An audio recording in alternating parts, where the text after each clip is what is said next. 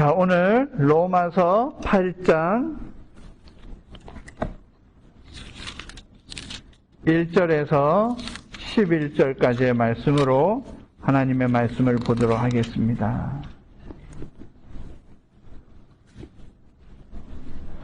너무나도 잘 아시는 이 로마서의 말씀, 제가 가진 성경에는 제목이 있습니다.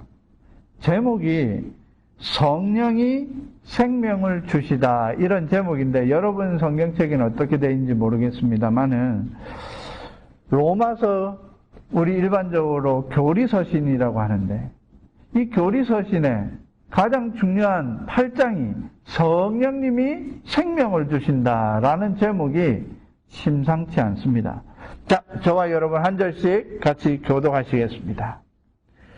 그러므로 이제 그리스도 예수 안에 있는 자에게는 결코 정죄함이 없나니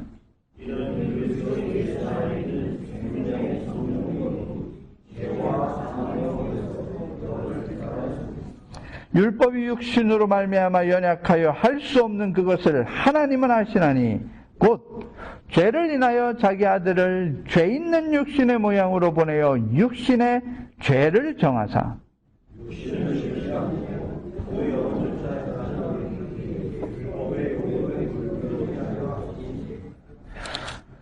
육신을 쫓는 자는 육신의 일을, 영을 쫓는 자는 영의 일을 생각하나니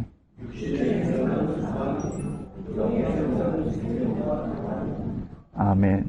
육신의 생각은 하나님과 원수가 되나니 이는 하나님의 법에 굴복치 아니할 뿐 아니라 할 수도 없음이라.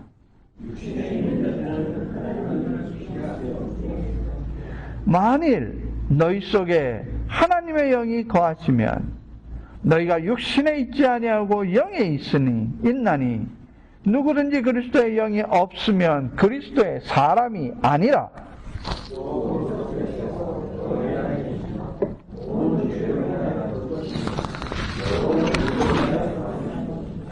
다 같이 읽겠습니다.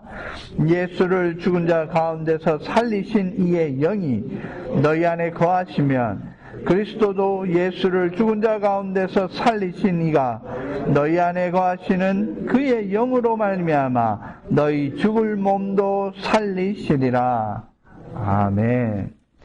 여러분, 우리 자연에는 자연 나름대로 법칙이 있습니다. 그죠? 24시간 아침, 점심, 저녁, 물론 극지방에는 뭐 하루 종일 베개 하나 뭐 이렇게 되는 것도 있지만 그것도 나름대로의 자연 법칙이니까요. 그런데 세상 사람들은 어떤 법칙에 의해서 살아갈까? 물론 너무나도 다양하겠지만 우리 일반적으로 자기 양심에 또 이성의 그 테두리 안에서 살아갈 수밖에 없어요. 그렇다면 여기에서 뭐 그분들의 이야기를 하려고 설교를 하는 건 아니니까 우리 그리스도인들은 어떤 삶의 법칙에서 살아갈까요? 또 어떤 삶의 법칙으로 살아가야 할까요? 여러분, 많은 사람들 그거를 인생관이라고 얘기합니다. 그죠? 자기의 삶의 인생관이 있는데 그게 개똥 철학이든 아주 멋있는 철학이든 관계없이 사람마다 다양한 인생관을 가지고 있는데, 그러면 그리스도인들이라고 한다면 자기 나름대로 자기의 상황 속에서 자기의 인생관이 있습니다. 그런데 세상 사람들은 그 인생관을 결정하는 다양한 요소들이 있지만 그리스도인들은 그 인생관을 결정짓는 것이 딱 하나 있다고 저는 단호하게 말씀드릴 수 있습니다. 그것이 오늘 저희가 읽은 이 본문의 주제와도 상통하고 또 로마서 8장이 그걸 아주 강조하고 있습니다. 그러면 그리스도인들의 인생관은 뭐냐? 오늘 본문에 읽었고 아까 제목도 제가 설명을 드렸듯이 성령님의 인도하심 속에 살아가는 삶이 곧 그리스도인의 삶입니다.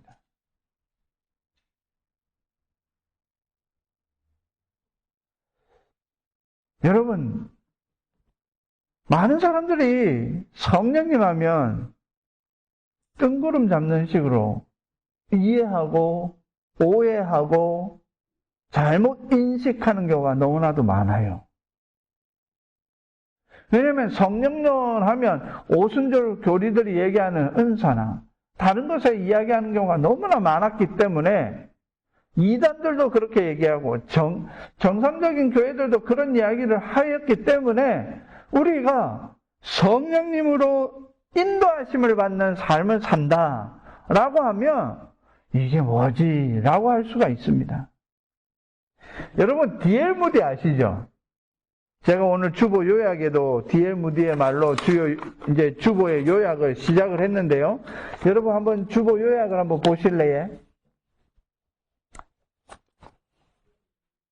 D.L. 무디는 성도에 대해서 이렇게 언급했습니다. 주보에 이번 주 설교 노트에 보시면 그렇게 되어 있습니다.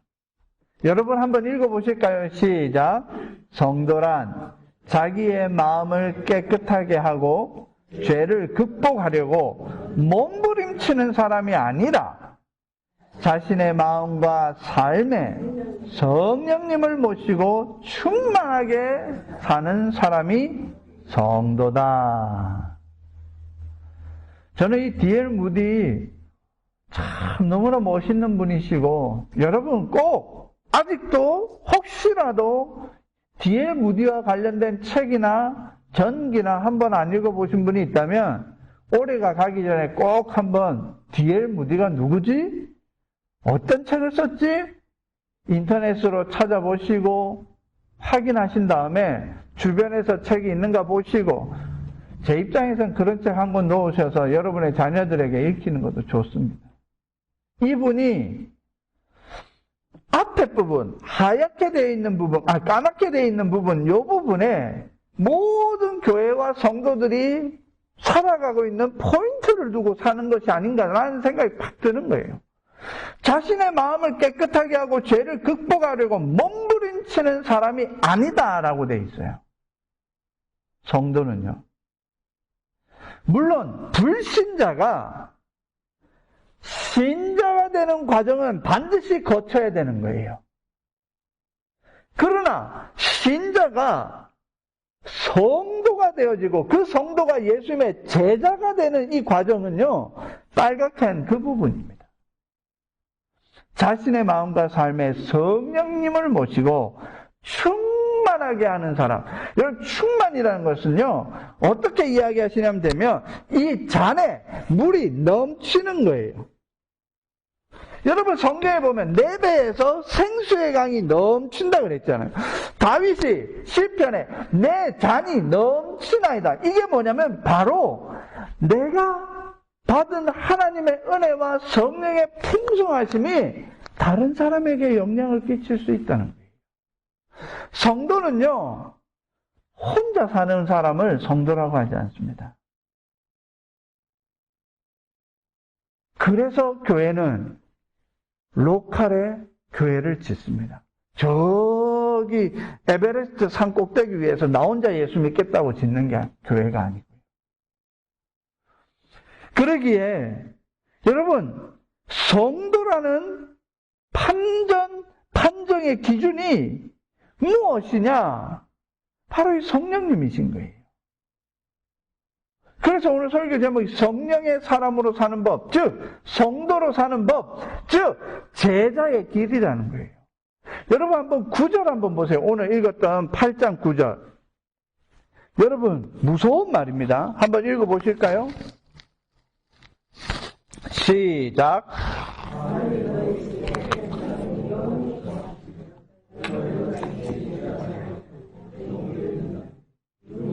그리스도의 영이 없으면 그리스도의 사람이 아니에요. 성령이 없으면요, 성도가 아니다. 아예 정확하게 성경에서 기록되어 있는 거예요. 그래서 다시 말씀드립니다. 우리 그리스도인들의 인생관을 좌지우지하는 유일한 딱 한 가지의 기준은 성령님이십니다.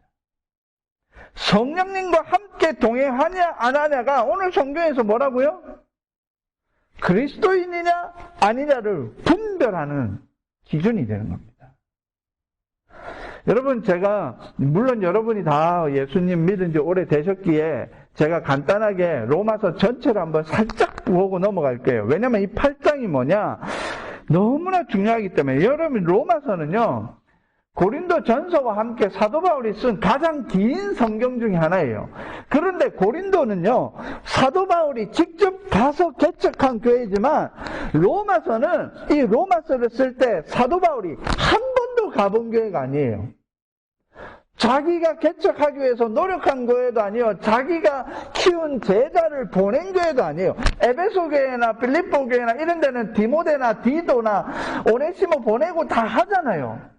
그랬지만 이 여기 로마 교회는 사도 바울이 한 번도 가본 적이 없는 곳이에요.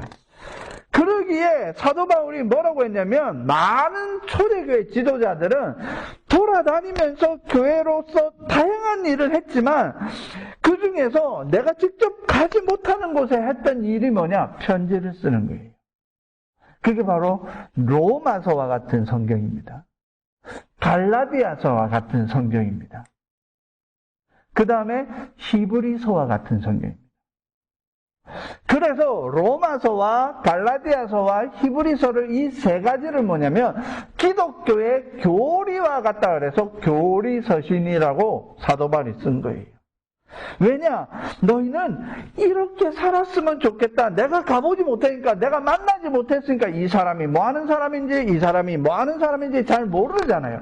그런 상황 속에서 그 교회를 향해서 내가 알고 있는 가장 중요한 이론, 그리고 그 이론을 어떻게 실천할 것인가, 실천, 요 두 가지를 섞어서 늘 보낸 편지가 로마서, 갈라디아서, 히브리서, 이렇게 보시면 됩니다. 다른 성경도 다 그렇지만 특별히 요 세 성경은 그래요. 그래서 여러분 알잖아요. 로마서도 크게 두 군으로 나눠진다. 1장에서 11장까지가 한 파트, 이론. 12장에서 16장, 15장까지가 한 파트, 실천. 16장은 한 30-40명 나오는 여러 사도 바울의 동력자들을 들먹이면서 함께 교회 공동체의 중요성을 강조한 게 16장이니까 그것도 실천으로 보입시다. 그러니까 이론과 실천, 11장으로 딱 끊는 1장에서 11장까지. 그런데요, 9장에서 11장까지는 8장까지는 이론인데 9장에서 11장까지는 유대인과 이방인들의 관계를 설명하기 위해서 부연한 부분이라서 1장부터 11장까지의 결론이 뭐냐? 8장입니다. 그리고 이 8장이 딱 중간에 있어서 일부러 그런 게 아니고요. 로마서 전체의 노른자에 해당하는 가장 중요한 겁니다. 여러분, 사랑의 교회 옥하는 목사님 아시죠? 그 목사님 교회에는 제자훈련이 있습니다. 6개월 1년짜리가 아니라 5년짜리 코스입니다. 그 사랑의 교회는 그렇게 하고 일반 교회에서는 보통 6개월이나 1년짜리 코스로 끝내지만 원래는 5년짜리 코스고요. 그 5년짜리 코스의 마지막에 수료증을 주면서 맨 마지막에 수료증을 받는 사람이 하는 일이 뭔지 아세요? 들어보셨습니까? 예, 로마서 8장을 전체 온 성도들 앞에서 암송하는 겁니다. 그래야 졸업이 됩니다.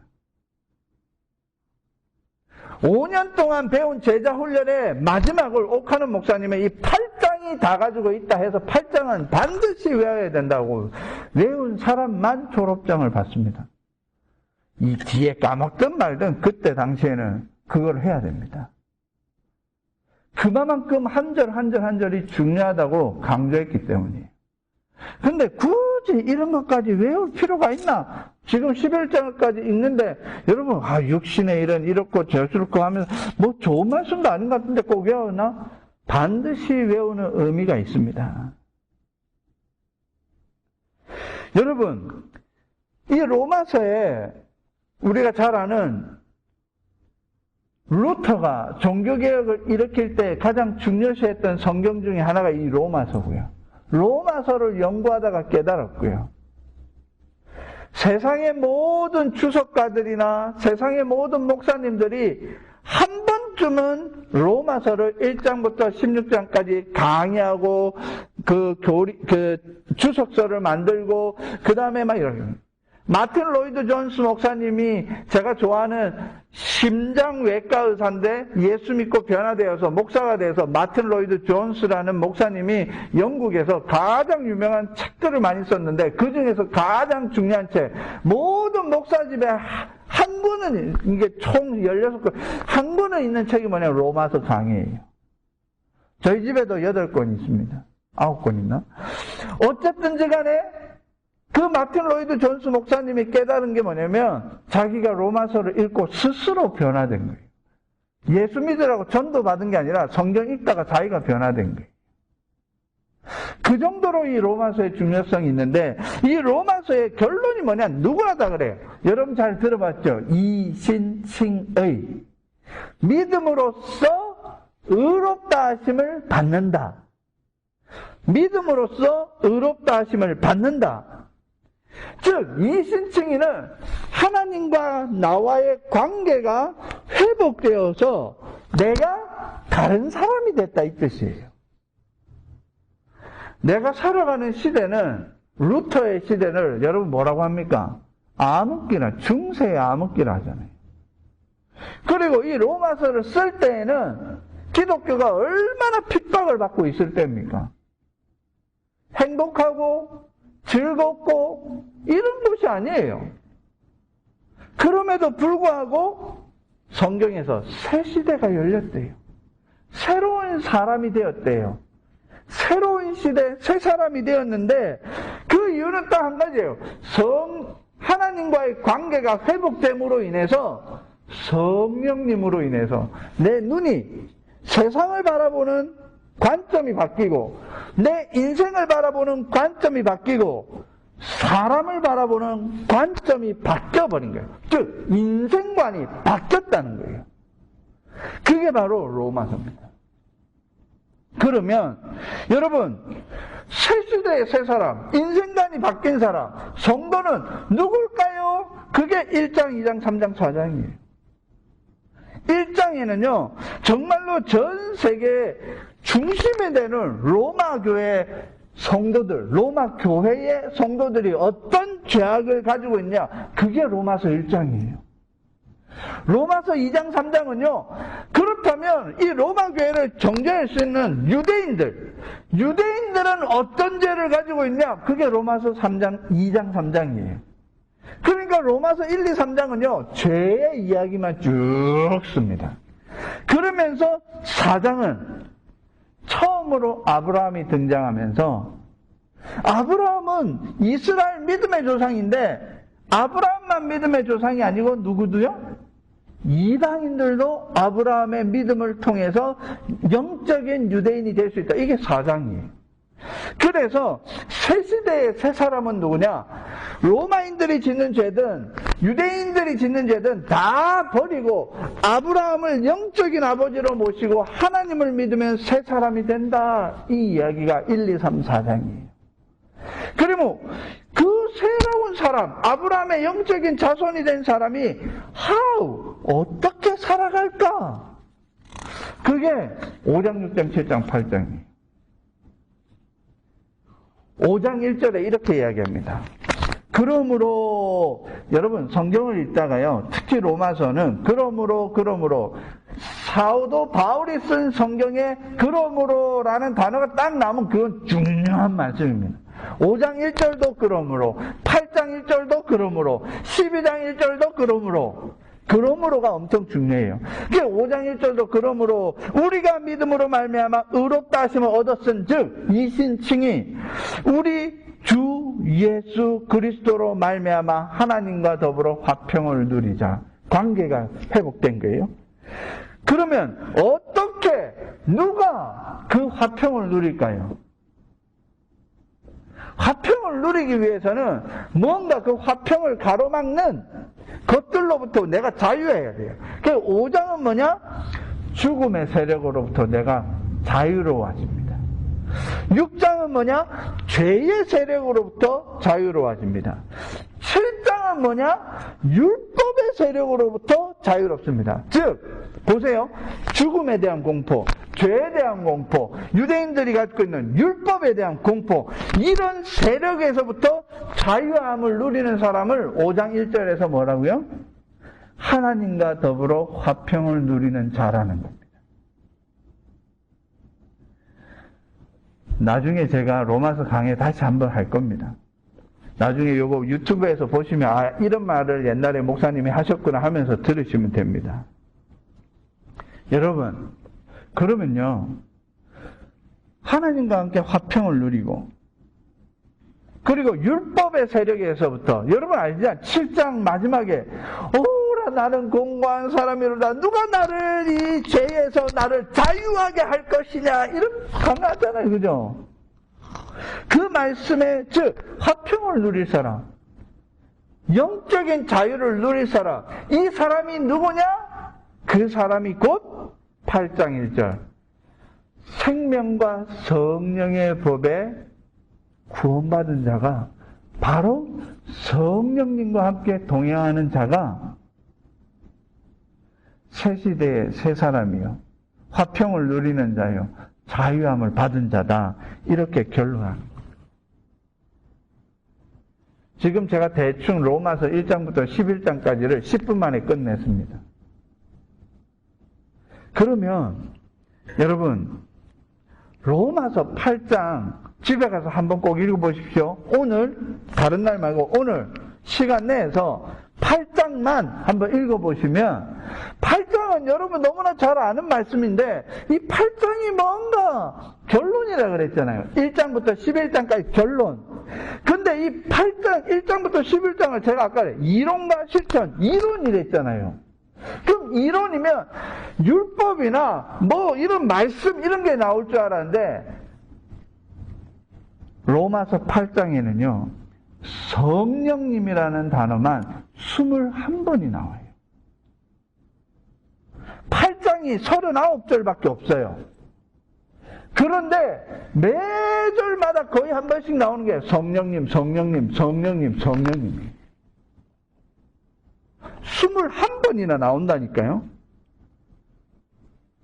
여러분, 그러면 이 성령님이라는 이 단어가 결국에는 무엇을 하냐? 제가 아까 우리 찬양, 오늘 부른 찬양, 참 하나님 신기하죠. 제가 의도적으로 찾지도 않았는데 하나님께서 찬송가를 찾다가 2시간 동안 찾다가 이 찬양을 듣는데 오늘 내 말씀은 어찌 그리 똑같은지 제가 놀랐어요.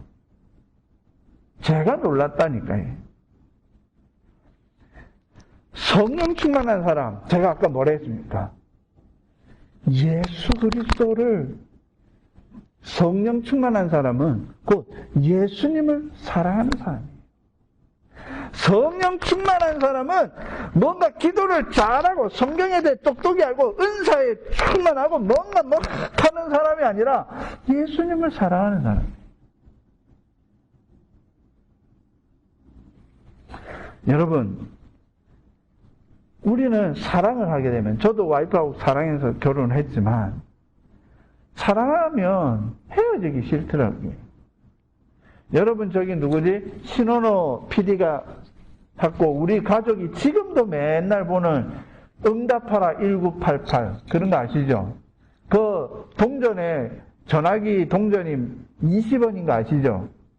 제가 1,000원어치 10원짜리를 바꿔서 동전 위에 얹어놓고 와이프하고 2시간, 3시간 통화를 하다가 옆에 누가 떡 쓰잖아요?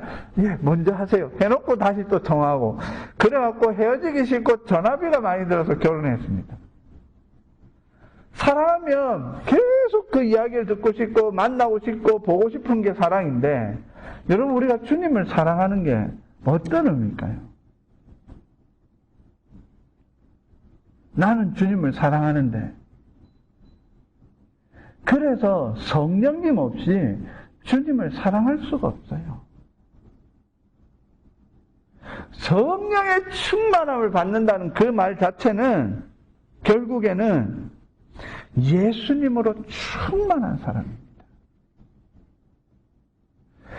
여러분, 오늘 본문에 제가 아까 1장, 2장, 3장까지 로마 모든 세상 사람들의 죄, 유대인들의 죄, 쫙 죄를 이야기한 다음에 이제 4장에 걸쳐서 아브라함의 믿음을 얘기했는데, 여러분, 우리의 삶에 있어서 오늘 8장 1절에 정죄라는 이 단어는요, 저와 여러분들이 그리스도 예수 안에 있는 자는 결코 정죄함이 없다. 그 정죄는요, 누가 할까요?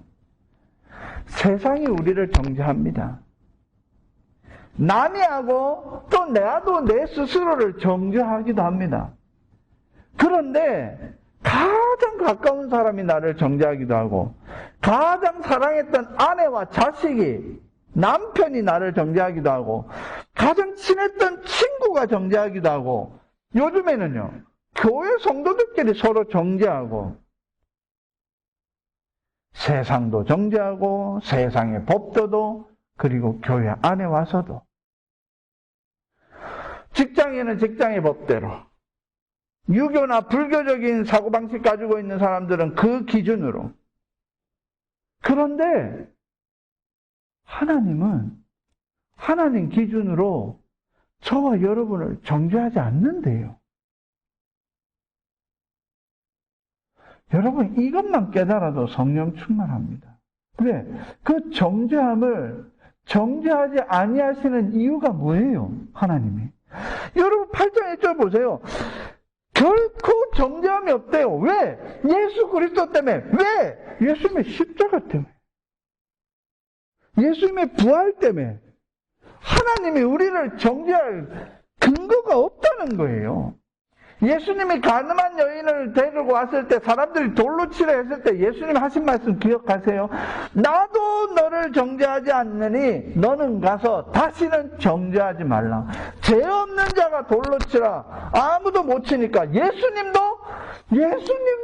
나도 너를 정죄하지 않는다 했는데, 얼마나 많은 그리스도인들이 스스로 정죄하고 남을 정죄하고 남이 나를 정죄하는 것을 그럴 수 있지라고 받아들이면서 얼마나 교회가 건강하지 못하게 되고 성도의 삶이 건강하지 못한 삶이 될까요?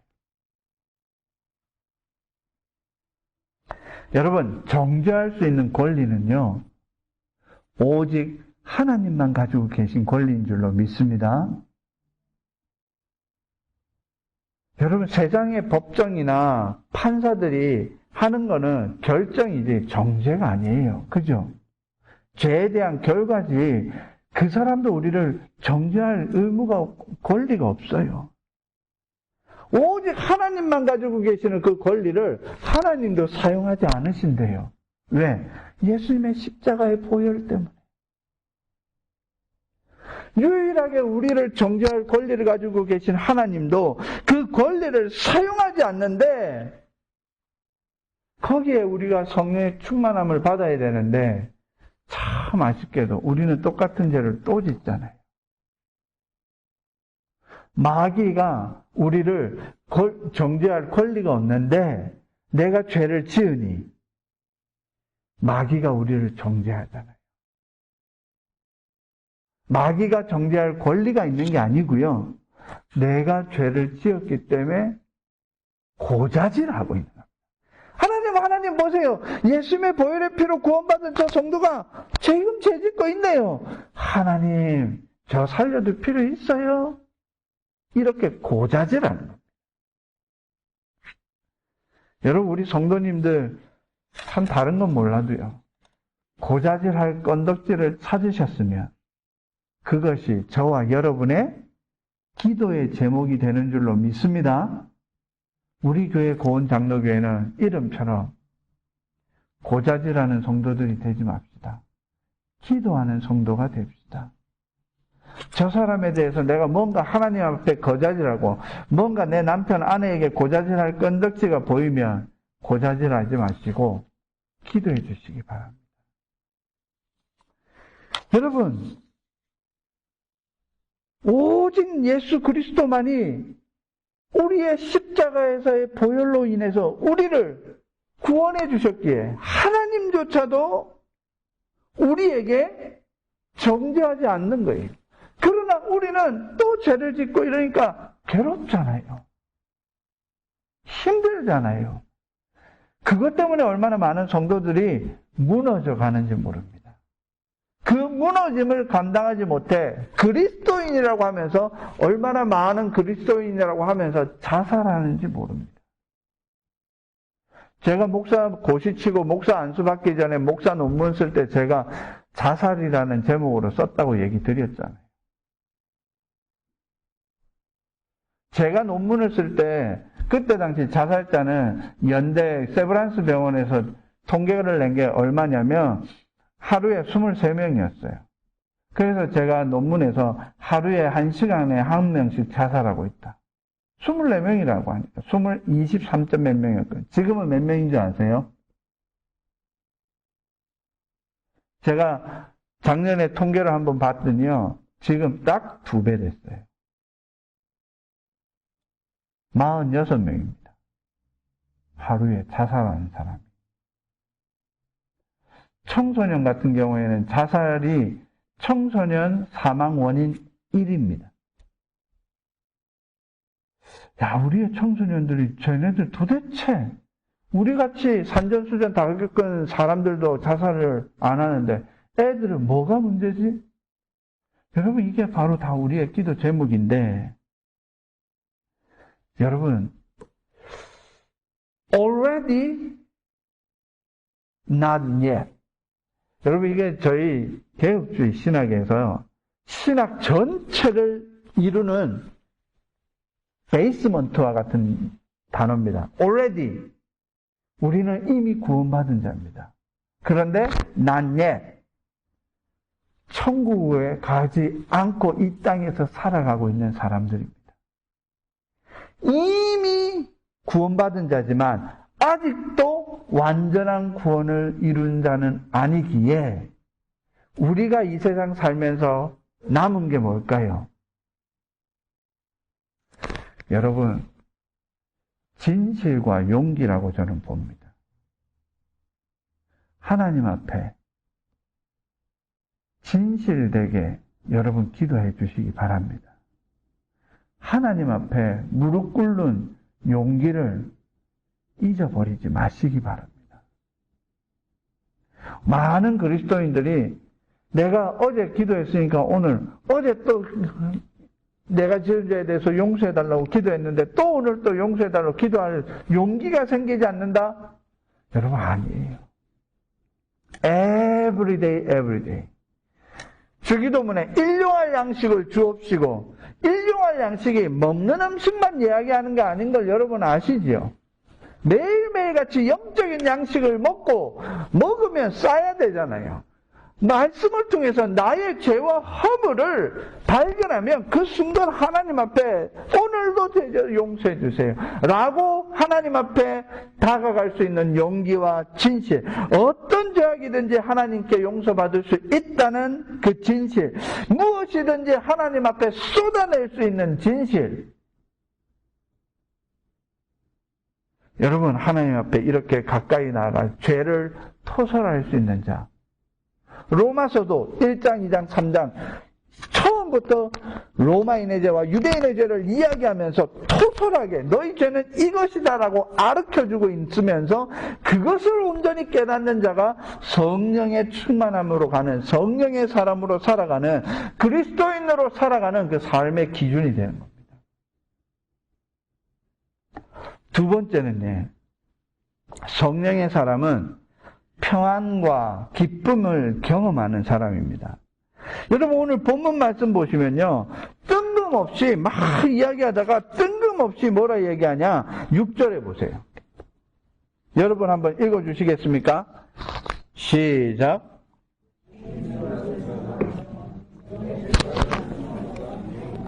예. 영의 생각, 즉 이 영의 생각은요, 여러분, 육신의 생각이나 영의 생각은 다 성령님과 우리가 함께 가는 우리의 인생관인데, 그게 뭐냐면 생명과 평안이래요.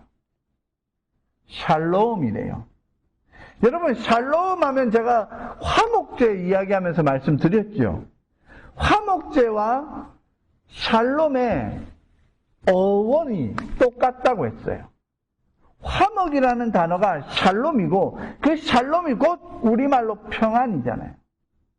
여러분, 샬롬은 화목제는 유일하게 하나님과 나와의 예배에 플러스 우리라고 하는 공동체가 함께하는 거라고 말씀드렸습니다. 그래서 그 함께한다는 의미로 뭘 한다고요? 음식을 나눠 먹는다고 했잖아요. 하나님과 제사장께 드릴 것 조금만 빼놓고 나머지 다 우리가 먹잖아요.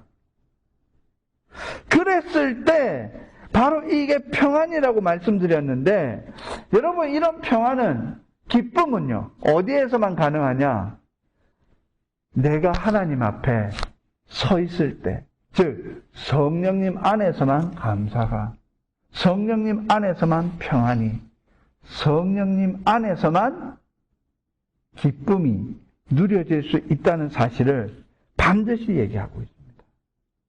여러분, 예수님이 평안을 너에게 주노라, 세상이 줄 수 없고 세상이 알 수도 없는 평안을 주노라. 여러분, 이런 찬양 아시죠? 야, 성경적인 찬양인 거예요. 평안을 너에게 주노라, 세상이 줄 수 없는, 세상이 알 수도 없는 평안, 평안, 그 평안을 준다고요. 여러분 진짜 그럴까요?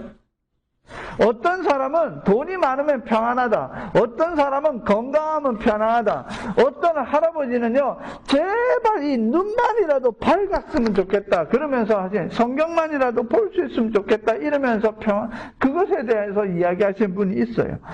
그렇지만 성경에서는요 영의 생각은 생명과 평안이라 했는데, 그 생명과 평안을 누가 주시겠어요? 바로 성령님만 주실 수 있습니다. 그 어떤 조건과 그 어떤 모든 것이 완벽하게 구비된다고 할지라도 평안? 그 이야기를 한 역사의 그 어떤 왕도, 그 역사의 어떤 결정도, 가장 우리가 쉽게 솔로몬을 보면 아시잖아요. 여러분, 솔로몬보다 더 지혜로웠던 사람 성경에서 없다 그랬어요. 솔로몬보다 더 많은 부와 이 세상에 누릴 수 있는 거 다 누렸던 사람인데, 전도서 읽어보세요. 헛되고 헛되니, 헛되고 헛되니, 헛되고 헛되도다. 6번 연속으로 헛되다는 말로 전도서를 시작하고 있잖아요. 해 아래, 즉 자기가 살아본 모든 세상에 모든 것을 느껴보고 지혜롭게 깨달은 내가, 가져본 내가, 느껴본 내가, 누려본 내가 너희에게 해 아래는 해 것이 없다. 헛되고 헛되도다. 여러분, 성령님과 함께하는 삶에 있어서 어떠한 형편과 처지에 놓여든지 여러분이 입술로 여러분의 삶에 감사가 넘치잖아요. 그것이 곧 뭘까요? 그게 바로 생명과 평안인 줄로 믿습니다. 여러분, 가져서가 아니라 어떤 상황에서든지. 여러분, 빌립보서 2장, 요거 성경 한번 찾아볼까요? 빌립보서 2장입니다. 12절.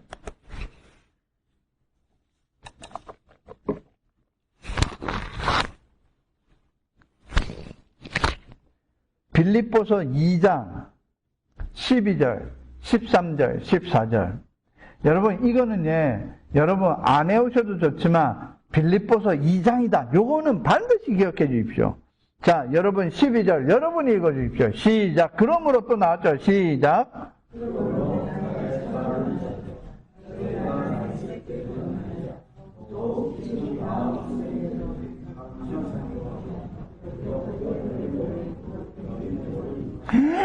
야, 이 구원은요 주님께서 주시는 건데 내가 구원을 어떻게 이뤄요? 여기에서 나오는 구원은 불신자가 신자로 되는 구원이 아니라 신자가 성도가 제자로 가는 그 구원을 말하는 거예요. 그러니까 이 구원은 어떤 구원이냐? 성령님과 함께하는 성도의 삶을 얘기하는 거예요. 그게 바로 13절, 14절에 이렇게 얘기합니다. 너희 안에서 행하시는 이는 하나님이시니 자기의 기쁘신 뜻을 위하여 너희로 소원을 두고 하시오. 여러분이 가지고 있는 소원이 바로 하나님을 기쁘시게 하는 거다. 여러분, 그게 뭐냐? 성령님이 하시는 일인 거예요. 그러면서 14절, 모든 일에 원망과 시비가 없이 하라. 여러분, 모든 일에 원망과 시비가 없으려면 딱 한 가지 답밖에 없어요. 감사하면 돼요. 제가 여러분 아시잖아요. 이빨 빼고 나서 죽밖에 못 먹는데 주일날 교회를 왔어요. 우리 성도님은 맛있는 거 준비해 오시는데 어떻게 할까요? 제가 아이비프로펜 800ml짜리 있잖아요. 수술하고 먹는 800ml를 2알이나 먹고 와서 먹었어요. 제가 목사인데 내 이빨 빠진 거 분명히 알렸는데 이 사람들이 밥을 이 죽을 안 해오고 이 딱딱한 걸 해와서 제가 원망과 시비로 하면 어떻게 될까요? 근데 내가 방법이 있는 게라 진통제 먹고 먹으니까 되더라고요. 집에서 한번 해봤거든. 그래서 교회 올 때 진통제 먹고 와서 또 하나를 먹고 그리고 나서 집에 가서 열심히 아팠습니다. 제 입장에서는 그게 저한테는 최선의 방법이었어요. 여러분에게 내가 아프니까 여러분 이번 주는 죽 먹읍시다 이렇게 얘기할 수도 있었지만 그게 아니라고 생각했기 때문에 모든 일에 그리고 나서 집사람이 얼마나 저에게 죽을 잘 끓여주던지 4종류의 죽을 끓여주면서 제가 살이 안 빠지더라고요. 열흘을 죽 먹었는데 여러분 저는 그게 또 감사라고 봐요. 제가 여러분들과 같이 동행할 수 있는 내 처지와 상황이 어떻든지 간에 순간순간 감사하는 거 여러분 제가 그거 기도하고 했어요. 하나님 진통제를 먹고 교회 갈까요? 아니면 미리 말씀드려서 할까요? 고민하다가 저에게 주신 응답으로 저는 믿음으로 행한 거거든요.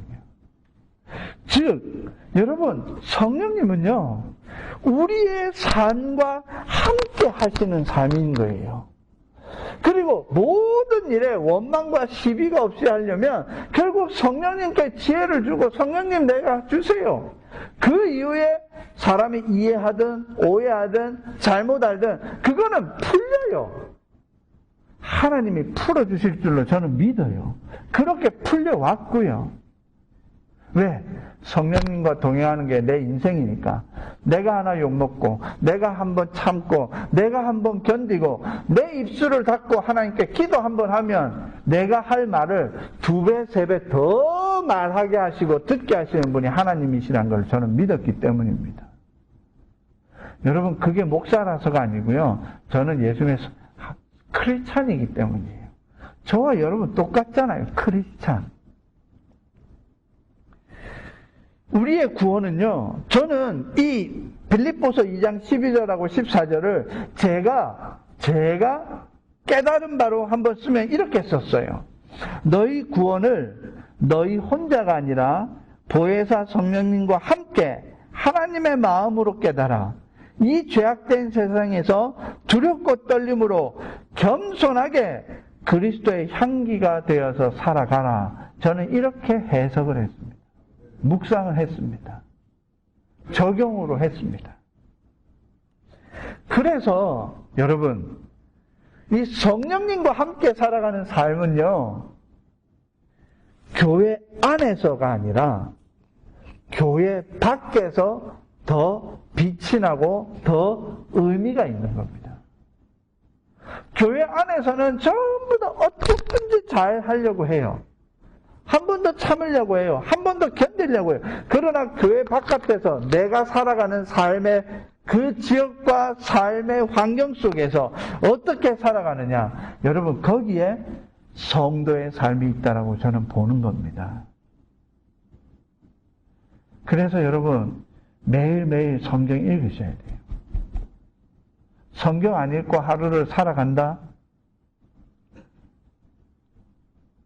여러분 만약에 깜빡이고 성경 안 읽었다. 내가 오늘 너무 피곤해서 눈도 못 뜬다. 그때 여러분이 알고 있는 외우신 성경 구절 한 거라도 입으로 옹알거린 다음에 주무세요.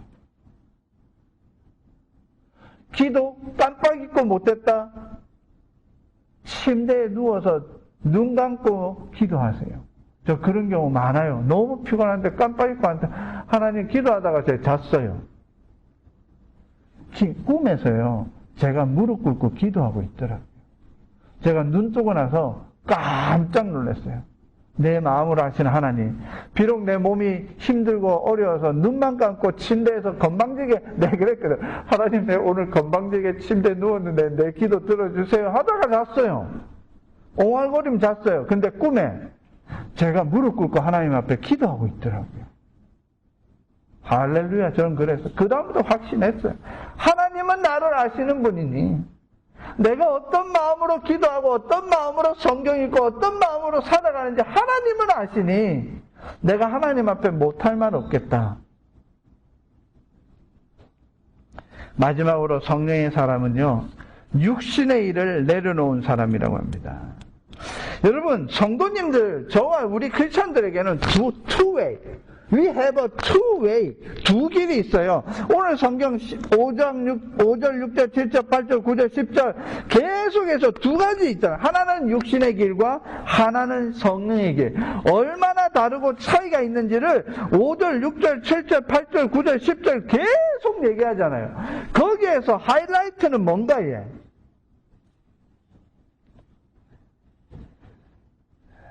7절 한번 보실래요? 여러분 죄송합니다. 7절 한번 봐주십시오. 육신의 생각은 하나님과 원수가 된대요. 여러분, 사람과 사람이 원수가 되는 것도 정말로 사람 힘들게 하고 진 빠지게 하는데 하나님과 원수가 되는 것. 거기에 9절에는 이렇게 얘기합니다. 그리스도의 영이 없으면 그리스도의 사람이 아니라. 여러분, 이게 불신자에게 쓴 편지가 아니라 로마 교회에다 쓴 편지잖아요. 1장부터 7장까지 하고 싶은 말 다 해놓고 사도 바울이 뭐라고 하는 줄 아세요? 그리스도의 영이 없으면 너는 그리스도의 사람이 아니라 크리스찬 아니다 라고 얘기하는 거예요. 하나님과 원수가 된다 이러고 얘기합니다. 이렇게 대조하면서 자세하게 설명하려고 하는 것은 여러분, 우리가 복잡한 이 세상 속에서 어떻게 살아야 되는지 구체적으로 내가 두 가지 길이 있는 거예요. 육신의 생각을 하는지 영의 생각을 하는지 여러분 스스로가 판단해서 내가 지금 육신의 길을 가고 있다 무릎 꿇고 기도하시고, 내가 영의 길을 가고 있다 기뻐하시고 평안하시기를 주의 이름으로 축원드립니다. 하나님과 원수가 되면 하나님의 말씀에 법에 굴복치 아니한다고 할 수도 없다라고 하잖아요, 지금. 그죠? 7절. 육신의 생각은 하나님과 원수가 된다 해놓고 그 뒤에 뭐라고요? 이것은 하나님의 법에 굴복치 아니하고 굴복할 수도 없음이니라. 내가 아무리 성경을 많이 읽어도 성령님과 함께 동행하지 않으면 내가 순종할 수도 없고 순종할 필요도 못 느껴요. 여러분, 얼마나 많은 크리스찬들이 그렇게 봤는지 아십니까? 여러분 아시잖아요. 만나왔잖아요. 그런 사람들 봤잖아요. 그 사람이 목사든 그 사람이 장로든 그 사람이 예수를 믿는 오래 4대, 5대, 6대, 이번에 갔던 우리 김양재 목사님은 6대더라고요. 자기 손자까지 예수 믿으니까 6대를 믿고 있대. 6대든 7대든 저는 그런 게 신경 안 써요. 내가 지금 하나님의 법에 순종하고 있는지. 여러분, 그게 정말 중요합니다.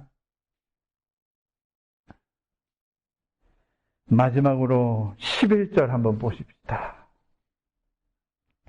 예수를 죽은 자 가운데서 살리신 이의 영이 너희 안에 거하시면, 그리스도 예수를 죽은 자 가운데 살리신 이가 너희 안에 거하시는 예수님의 영으로, 성령으로 말미암아 너희 죽을 몸도 살리시리라.